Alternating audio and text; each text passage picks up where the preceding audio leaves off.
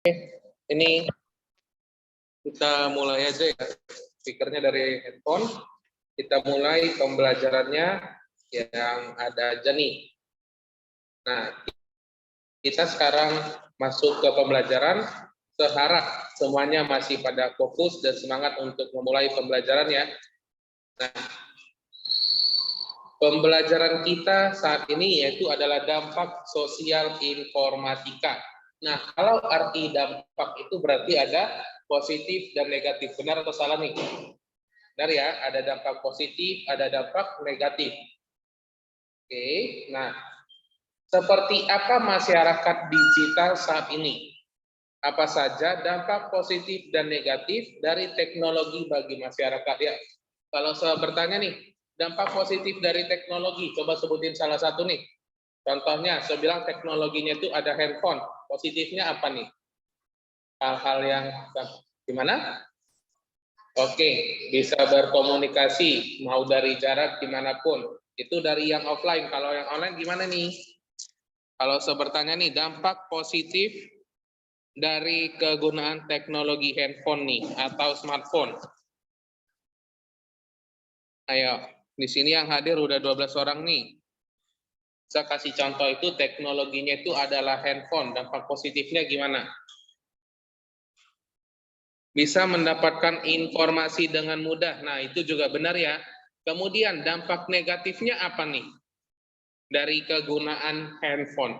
Dari yang kita tahu nih. Oke, yang dari offline jawabannya itu adalah bisa kecanduan atau lupa waktu. Benar ya? Contohnya, siapa di sini yang punya akun Instagram, TikTok? Ada? Serasa semua ada hampir punya ya. Apalagi TikTok lagi naik daun nih. Kita cukup scrolling gini rupanya udah habis makan waktu. Benar atau salah? Benar ya. Karena apalagi misalnya di zaman sekarang, rata-rata penggunaan di rumah itu kita menggunakan WiFi. WiFi itu unlimited, tidak ada batasan kuotanya, jadi kita tinggal enak scrolling. Nah, itu dampak negatif salah satunya. Nah, di sini saya udah buat nih, seperti apa masyarakat digital? Sering nggak kita dengar arti kata digital? Pernah nggak dengar kata digital? Digital itu apa nih? Coba contoh sama sini. Maksudnya ada handphone digital. Selain handphone digital ada apa lagi nih? Kita kan sering banget mendengar kata digital. Selain ada handphone digital, apalagi arti digital? Ayo, ada nggak TV digital? Ada? Oke, ada handphone digital, TV digital. Kemudian apa lagi nih? Oke, laptop digital. Ada nggak ya? Saya masih... Oke, yang lain? Gimana? Komputer digital. Oke, komputer digital memang ada. Nah, ada 4. Nah, di sini kita ada arti kata digital. Ada yang tahu nggak nih apa arti digital? Ayo, kita sering kata digital. Gimana? Canggih, Sir. Oke, canggih. Yang lain gimana nih? Kita. Nah, kita tahu nih ada jam digital, ada jam analog, benar ya? Arti digital ini gimana? Nah, nanti di sini kita bahas ya. Teknologi berdampak jelas terhadap kehidupan manusia, benar atau salah? Benar ya? Dampak yang terjadi adalah dampak positif dan negatif. Menurut kamu, apa saja dampak positifnya dan dampak negatif dari teknologi tersebut? Teknologi yang baik adalah teknologi yang membawa kesejahteraan bagi masyarakatnya. Oke, nah ini kita lanjut ya. Bahkan sekarang di Jepang, banyak sekali orang sudah digantikan dengan robot. Ada yang pernah tahu nggak yang lihat di YouTube, Instagram, dan lain sebagainya ya? Itu dampak positifnya. Dampak negatifnya itu adalah orang-orang menjadi tidak bekerja karena digantikan oleh robot. Kenapa zaman sekarang lebih memilih robot daripada manusia? Ayo. Ini jawabannya paling simpel nih. Kenapa orang lebih memilih robot untuk bekerja daripada dia memilih si manusia ini untuk bekerja? Ayo. Kenapa nih? Karena robot tidak bisa digaji. Oke, memang tidak bisa digaji, tetapi pembelian robot itu harganya bisa seperti untuk digajinya itu, paham ya? Alasan yang lain gimana nih?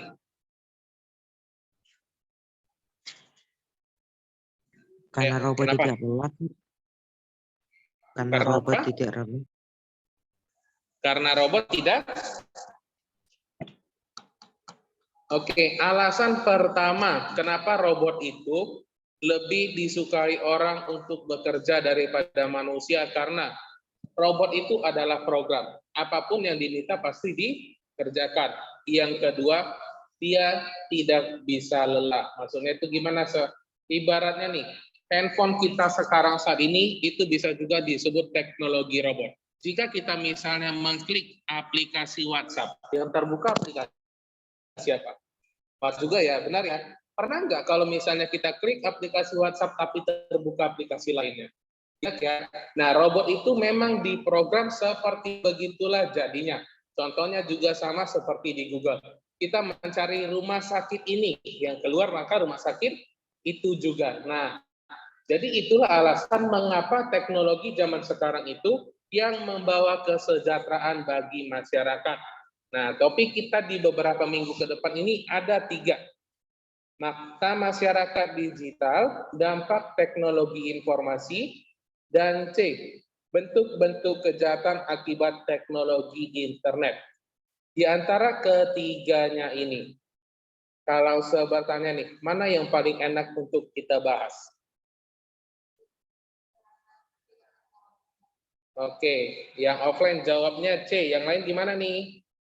Oke, ada yang jawab nih, makna masyarakat digital. Nah, di kelas 7A, 7C, 7D juga sama. Mereka rata-rata memilih bentuk-bentuk kejahatan akibat teknologi internet. Kalau kita bahas sekilas nih, bentuk-bentuk kejahatan ini ada apa aja sih di internet dari yang kita tahu? Yang paling sering? Sir. Oke, yang pertama penipuan. Yang lain gimana lagi nih? Penipuannya ini dalam bentuk gimana nih? Ada yang bisa kasih contoh nggak nih sama Sir? Penipuan Kayak memberikan berita-berita yang hoax gitu, Sir. Oke, penipuannya itu kayaknya penipuan sama hoax itu agak berbeda ya. Penipuan itu lebih ke arah uang, benar ya? Ke arah pinjol, misalnya kita klik alamat ini, masukkan isi data, maka kamu akan mendapatkan uang seperti begini. Oke, benar ya. Yang pertama ada penipuan. Yang kedua ada hoax, benar ya. Yang lain gimana nih? Ada penipuan, ada hoax, kejahatan, apalagi yang ada di internet. Ayo, yang lagi sekarang di zaman modern sekarang, mau dari anak-anak sampai dewasa pernah mengalaminya. Ada yang tahu apa itu? Ayo, pernah nggak dengar arti kata cyberbullying? Pernah dengar? Cyberbullying. Bully pernah dengar? Pernah ya? Nah, cyber itu maksudnya adalah kejahatan. Bully tapi melalui dari internet. Contohnya nih, sering banget di kalangan para artis. Kalau misalnya ya satu artis, pasti punya yang namanya fans, satu lagi punya yang namanya haters. Nah, haters inilah yang mempunyai sering banget mengejek di komentar-komentar, ih kamu kok gendutan, ih ini pakai baju kayak gini dia jelek banget. Nah, itu termasuk oleh namanya cyberbullying. Nah, nanti di bagian C ini itu yang akan kita bahas. Oke, sampai di sini nih di bagian A, B, dan C. Ada yang mau ditanya dulu nggak nih dari sekilasnya nih? Aman ya, nggak ada masalah ya. Nah, kita masuk ke bagian yang A dulu, makna masyarakat digital. Nah, masyarakat digital terdiri atas 2 kata, masyarakat dan digital. Arti masyarakat sendiri itu adalah suatu kelompok manusia yang hidup secara bersama-sama di suatu wilayah dan membentuk sebuah sistem dan interaksi di dalamnya. Boleh kasih tahu sama saya nggak nih, masyarakat itu gimana? Kalau satu keluarga itu termasuk masyarakat tidak? Ayo. Keluarga, ada satu keluarga terdiri dari ayah, ibu, anaknya. Itu termasuk sebagai masyarakat tidak di dalamnya? Karena katanya di sini masyarakat suatu kelompok manusia yang hidup secara bersama-sama di suatu wilayah Wilayahnya itu gimana? Wilayahnya itu adalah rumah kita sendiri dan membentuk sebuah sistem dan interaksi di dalamnya. Jadi keluarga itu termasuk sebagai masyarakat tidak? Termasuk ya. Oke, nah di sini yang tadi saya bilang digital. Artinya itu bukan teknologi yang canggih. Oke, digital itu adalah penggambaran bilangan yang terdiri atas 0 dan 1. Dalam bidang teknologi, semua sistem komputer mengandung dan menggunakan sistem binar sebagai basis datanya. Oke, pertanyaan saya seperti begini. Komputer itu termasuk teknologi yang canggih tidak? Termasuk ya. Sir. Kemudian, apakah komputer mengerti semua bahasa yang ada di dunia ini? Ayo. Komputer mengerti nggak semua bahasa di dunia ini? Contohnya aja nih. Coba sebutin beberapa bahasa yang paling sering kita dengar nih. Bahasa Indonesia. Kemudian Inggris. Kemudian apa lagi nih? Mandarin. Kemudian, ayo. Ada Jepang, Korea, Rusia, apalagi nih? Thailand, dan lain sebagainya. Dari beberapa bahasa yang kita sebutin itu. Komputer itu mengerti semua bahasanya tidak? Mengerti bagaimana caranya? Ayo. Ada yang bisa tahu? Jelasin sama saya. Ayo. Oke, sistemnya sudah ada di dalam makanya si komputer ini mengerti bahasa-bahasa yang ada di Indonesia, yang ada di dunia. Jawabannya kurang tepat. Kenapa? Komputer itu hanya memiliki satu bahasa, yaitu kode binar. Oke, so di sini coba kasih tunjuk ya.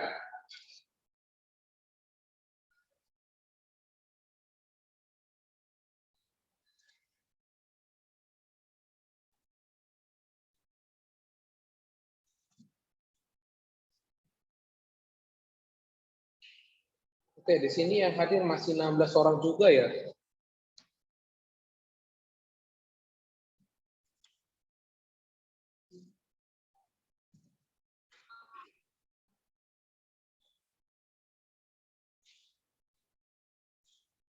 Oke, bentar ya, lagi nge-lag jaringannya nih. Oke, nah inilah yang dimaksud sebagai kode binar atau bahasa komputer. Komputer hanya mengerti satu bahasa saja.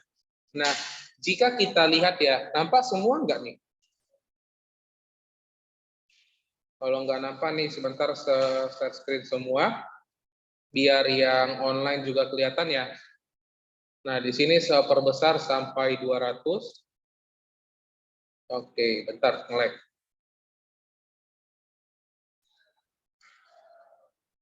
Nah, inilah yang dimengerti oleh si komputer. Ibaratnya nih, karakter ini adalah abjad A sampai Z. Oke.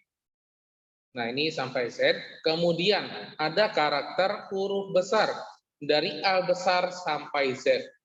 Ibaratnya nih, kita mengetik huruf A, si komputer itu harus menerjemahkannya dalam kode binary dulu. Oke, setelah di-convert, diubah dari huruf kita ketik huruf A, maka binary-nya ini harus diubah dulu seperti begini, baru akan ditampilin kembali menjadi huruf A. Paham nggak maksud saya? Saya ulangi nih. Ibaratnya nih, kita makan melalui apa? Gimana? Kita makan melalui mulut. Jadi mulut itu ibaratnya kita ketik huruf A. Oke, setelah kita makan, diproses di mana? Oke, contohnya di lambung ya. Nah, jadi kita ketik huruf A ini, dia diproses, komputer akan memproses menjadi huruf seperti begini. Setelah diproses, maka akan ditampilkan dalam layar kita ini menjadi huruf karakter A. Paham? Paham ya? Jadi contohnya nih, kita ketik huruf A, komputer mau transfernya dulu, merubahnya seperti begini, barulah ditampilkan menjadi huruf A. Jadi, mau bahasa apapun yang menggunakan karakter seperti begini, komputer harus mentransfernya terlebih dahulu ke dalam kode biner, maka baru diubah tampilannya seperti begini. Nah, contohnya nih, saya kasih tugas. Oke, buat namanya dalam bentuk kode biner. Gampang atau sulit? Kayak ibaratnya nama saya, contohnya sejopan nih. J-nya kita harus buat dulu nih. Saya mau buat huruf J, saya harus buat 01, 10, 10, 10. Setelah kita buat ini, barulah ditransfer menjadi huruf J. Kalau misalnya saya memberikan tugas seperti begini, ini adalah tugas yang mudah, tetapi ribet. Benar ya? Ribetnya gimana? Nah, kita mau huruf karakter J aja, harus kita rubah ke dalam bentuk seperti begini. Nah, jadi kalau misalnya ada yang nanya ya, komputer itu apakah mengerti semua bahasa? Jawabannya tidak. Komputer hanya mengerti satu bahasa, yaitu adalah kode biner. Nah, jadi seperti beginilah komputernya. Inilah bahasa komputer saat ini. Makanya saya bilang tadi, nih, penggambaran. Nah, digital adalah penggambaran bilangan yang terdiri atas 0 dan 1. Komputer itu hanya mengerti karakter 0 dan 1. Tidak ada angka 2, angka 3, dan angka selanjutnya di dalam kode biner. Hanya 0 dan 1. Oke, sampai sini paham tidak? Paham ya? Nah, jadi kita lanjut dulu topik kita saat ini.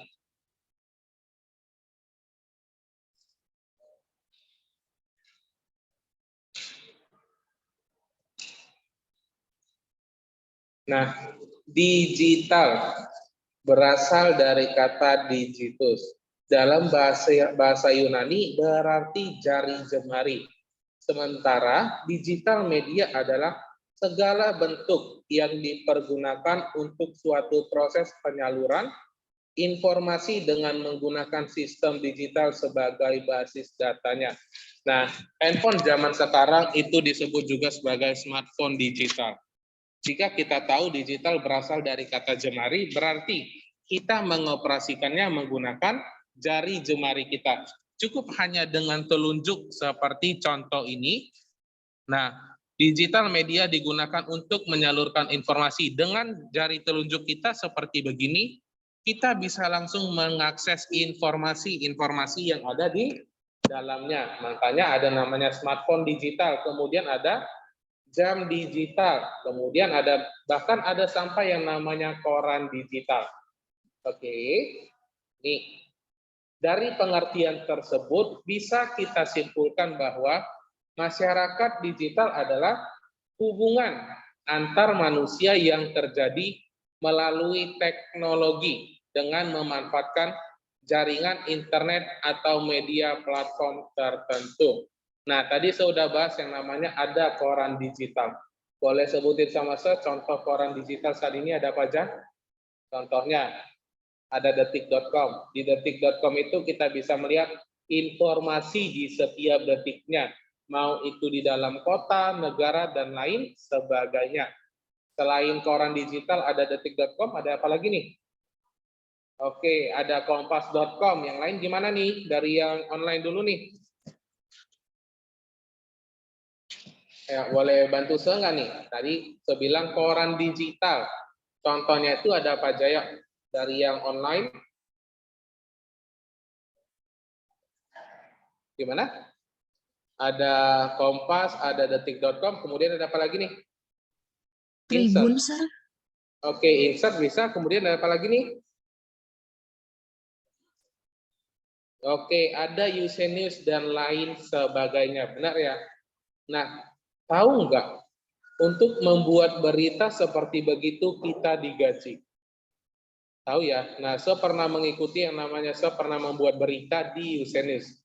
Hanya dalam waktu 1 bulan aja, saya bisa mendapatkan uang hampir 3 jutaan. Hanya berdasarkan dari copy paste. Kenapa seperti begitu, Sir? Nah, contohnya itu nih. Kalau misalnya kita melihat, mau membeli buku, Yang pertama kali kita lihat itu apa dulu? Bukunya atau sampulnya? Atau isinya? Ayo, biasanya kita tidak tahu tentang buku itu. Kita pergi ke Gramedia. Wah, buku ini menarik. Dari mana kita tahu buku itu menarik?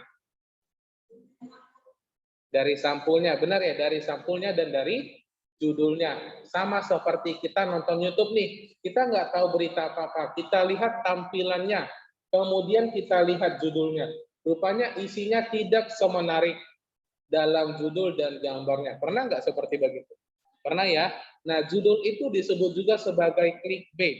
Clickbait itu adalah mendramatisirkan atau melebih-lebihkan dari isinya. Contohnya judulnya, ditemukan bentuk pesawat UFO di Medan. Contohnya di jalan ini. Rupanya isi videonya itu adalah gambar kartun. Atau misalnya ada katanya naga terbang. Sering banget ya di meme-meme katanya, hati-hati ada penampakan naga terbang. Rupanya yang dikasih tunjuk itu naga mainan seperti begini yang dibuatnya. Ada yang pernah lihat di Instagram, sosial media? Nah, itu adalah clickbait. Beda judul sama isinya. Oke, kita lanjut lagi ya. Nah, si Alvin Toffler menyatakan bahwa perubahan sosial dalam masyarakat digital akan terus berkembang. Setuju atau tidak? Teknologi itu makin lama makin berkembang. Setuju ya? Misalnya dari zaman papa mama kita atau kakek nenek kita, yang awalnya ke sekolah itu jalan kaki sampai berkilo-kilometer. Sekarang kalau kita mau ke sekolah gimana caranya? Naik kendaraan, benar ya? Ada motor, ada mobil. Dan di bagian motor ini kita bisa naik Gojek, benar ya? Ada Gojek, Grab, dan lain sebagainya. Itu di bidang teknologi. Kalau di bidang manusia itu berkembang tidak? Ayo, manusia itu berkembang ya dari bayi hingga sampai dari bayi sampai dewasa. Kita mau bahas sedikit nih. Kalau misalnya manusia berkembang dari bayi sampai dewasa, yang pertama bayi dulu. Setelah bayi kemudian masuk ke proses mana lagi nih? Balita, yakin balita. Ada yang pernah dengar kata arti batita? Pernah, Sir. Nah, benar ya? Pernah ya. Yang pertama kita bahas dulu nih berkembangnya manusia mulai dari bayi, kemudian masuk ke batita, kemudian masuk ke balita. Arti batita dan balita ini apa nih? Batita ini apa? Gimana? Ayo, kita sering banget mendengar arti kata batita, kemudian mendengar arti kata balita. Apa itu batita? Bawah 3 tahun. Iya, benar. Batita itu adalah bayi di bawah umur 3 tahun. Kemudian masuk ke balita. Balita itu adalah bayi di bawah umur 5 tahun. Kemudian masuk ke proses anak-anak. Anak-anak itu umurnya dari berapa sampai berapa? Ayo. Yang dimaksud sebagai anak-anak itu dari umur berapa sampai berapa? 6 sampai 11, 6 sampai 12, mana nih yang benarnya nih? Oke, kita anggap nih 6 sampai 11. Kemudian setelah proses anak-anak masuk kemana lagi? Remaja. Remaja dari umur berapa sampai berapa? Gimana? Kalau yang online gimana nih? Yang disebut sebagai proses remaja dari umur berapa sampai berapa nih? 12 sampai 17. Oke, 12 sampai 17 ini di Indonesia ya. Kemudian yang dimaksud sebagai proses dewasa dari berapa sampai berapa? Ayo, yang dimaksud sebagai proses dewasa itu adalah dari 18 sampai umur selanjutnya. Nah, kalau di Indonesia, seseorang itu dianggap dewasa ketika sudah mempunyai namanya adalah KTP. Benar ya, KTP. KTP kepanjangan dari? Oke, benar ya.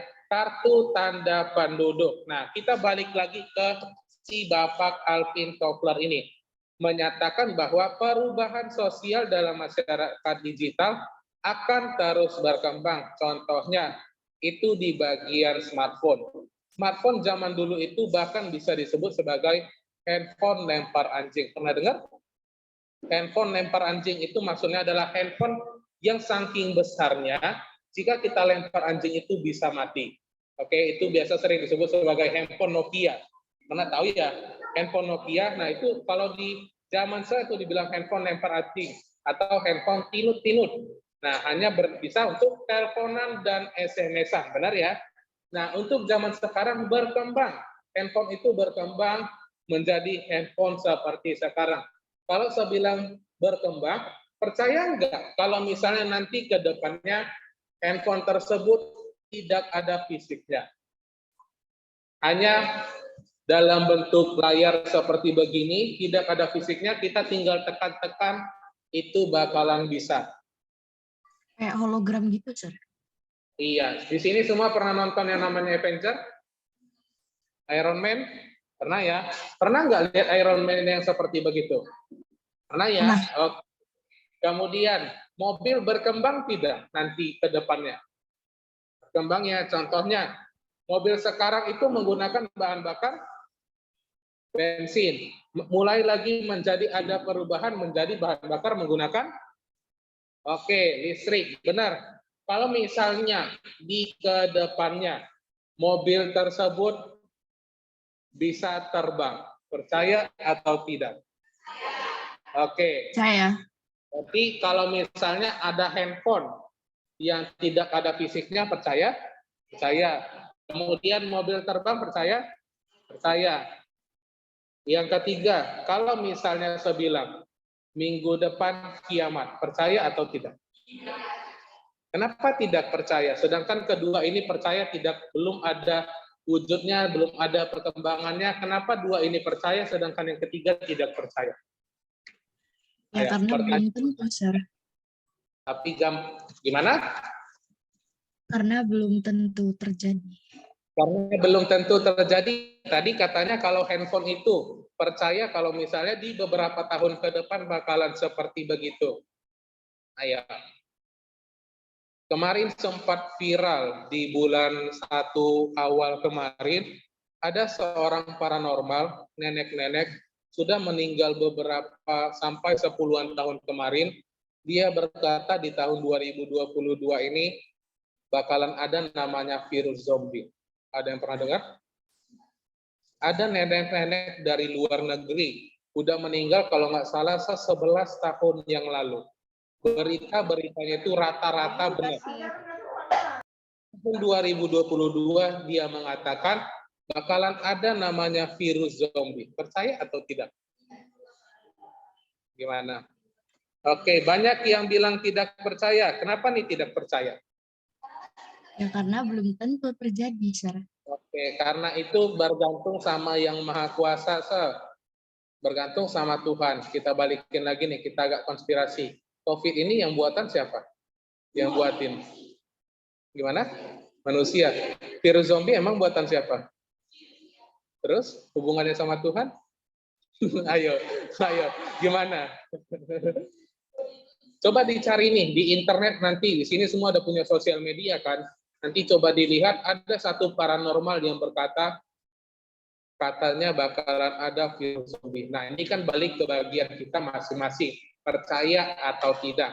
Nah, hubungannya sama teknologi ini bagaimana, Nah, hubungannya tadi kan saya bilang nih, mobil terbang masih belum ada. Kemudian handphone yang tanpa fisik juga belum ada. Tetapi ada kemungkinan bakalan terjadi, benar ya? Jadi misalnya kita harus waspada tentang apapun. Sama seperti begini, zodiak ada yang percaya? Ayo, kalau saya bilang nih, zodiak ada yang percaya enggak nih? Nah, kebanyakan manusia itu mengambil yang baiknya dipercaya, yang buruknya tidak dipercaya. Setuju atau enggak? Setuju ya? Sir. Itu adalah sifat asli manusia. Mereka hanya mau yang baiknya saja, sedangkan yang negatifnya tidak mau diambil. Contohnya, kita melihat si Indra Kents. Semua kenal Indra Kents atau Indra Kesuma? Artis Medan yang katanya murah banget. Tahu? Ya pernah, Sir. Tahu ya. Nah, kalau kita ikutin beritanya, gimana sekarang kekayaannya? Kaya atau tidak? Ayo, kalau saya tanya nih, dia dibilang disebut sebagai Sultan Medan. Nah, kita lihat sisi positifnya, dia udah kaya raya banget. Dia sering banget dijelekin atau sering banget pasti mengalami yang namanya cyberbullying. Di komentar itu sering berkata, ih terlalu norak, selalu menunjukin harta-hartanya. Nah, itu disebut juga sebagai bentuk-bentuk kejahatan di teknologi internet. Benar ya? Nah, ini di kalangan artis itu sudah biasa. Kalau misalnya di kita memposting sesuatu, tapi ada orang yang tidak dikenal berkata seperti begini, ih kamu jelek banget, nggak cocok posting seperti begini. Nah, itu bentuk-bentuk kejahatan akibat teknologi internet. Banyak sekali jenis kejahatan yang ada di dunia internet. Bahkan ada situs yang namanya itu adalah, saya lupa namanya apa, black market. Ada yang pernah dengar? Black market di website. Websitenya itu, iya benar, di web itu, websitenya itu berkata menjual segala jenis organ-organ tubuh manusia. Tahu? Nah, itu adalah salah satu bentuk kejahatan. Bisa bayangin nggak, jika misalnya jantung manusia itu diambil, kemudian ada matanya dan lain sebagainya, diperjualbelikan di seluruh dunia. Nah, itu adalah salah satu alasan kenapa banyak sekali pencurian anak di bawah umur atau penjualan anak di bawah umur. Tujuannya supaya mereka dicuri, diambil organnya. Nah, itu adalah kenyataannya. Oke, itu adalah kenyataannya. Makanya sampai sekarang masih ada banyak beredar berita penjualan anak. Kenapa mesti anak-anak yang dijual? Kenapa bukan orang dewasa? Oke, yang lain gimana? Untuk yang oke? Ayo coba jawab nih. Kenapa anak-anak yang diperjualbelikan? Kenapa bukan orang dewasa?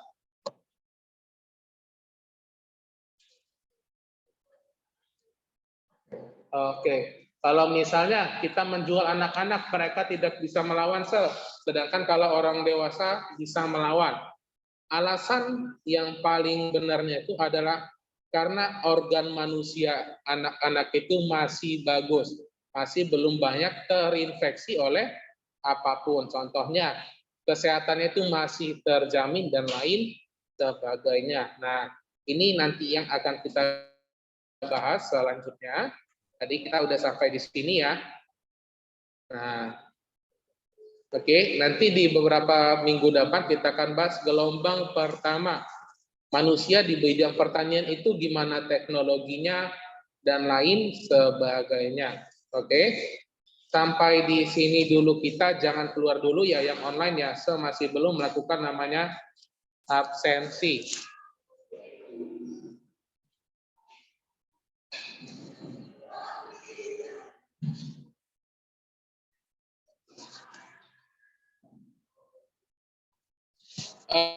Oke, sampai di sini dulu kita. Ada yang mau ditanyain tidak nih dari materi kita saat ini? Dampak sosial informatika. Ada? Gak ada ya? Paham semua ya? Kalau misalnya ada yang mau ditanyain atau ada yang mau ngomongin soal ini, kita bahas rame-rame nih, oke?